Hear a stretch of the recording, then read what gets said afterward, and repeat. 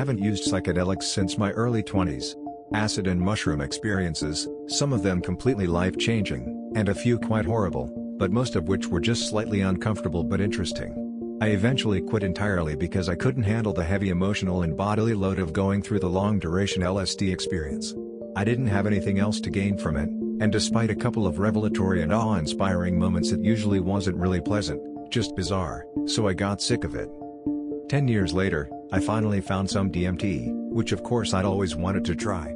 I'm not a drug user now, except for beer and the occasional cigar, and I'm very happy with most things in my life, stable, in a good place, fulfilling hobbies and work that I enjoy, etc. I figured it was safe to try ramping up doses over the course of a month or so, start with just a tiny bit, try a bit more the next weekend, etc. See if there were any adverse physical or psychological effects, and then decide if I wanted to go all the way into hyperspace and meet the elves with a full, McKenna-esque dose.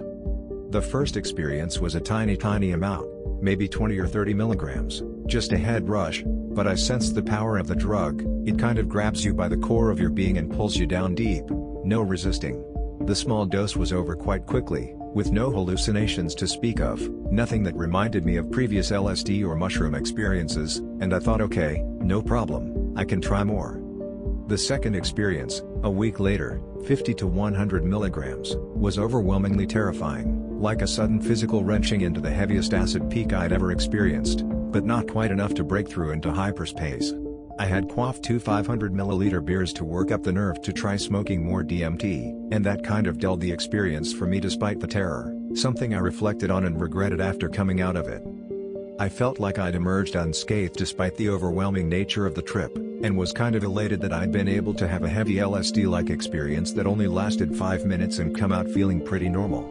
I also noticed that it seemed to have affected me more to the core than LSD ever could, as if LSD screws with your perceptions and your thinking patterns, whereas DMT seemed to leave my cognitive abilities alone. I could rationalize, hey, chill out, you just smoked DMT, it'll end soon, but seemed to grab me right in the very core of my conscious experience and throw me into a fragmented hallucinatory paralysis.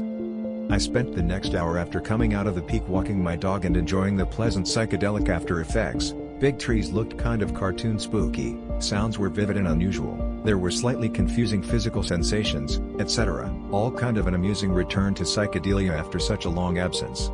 The next day I felt a bit stupid, but it was a relatively easy day.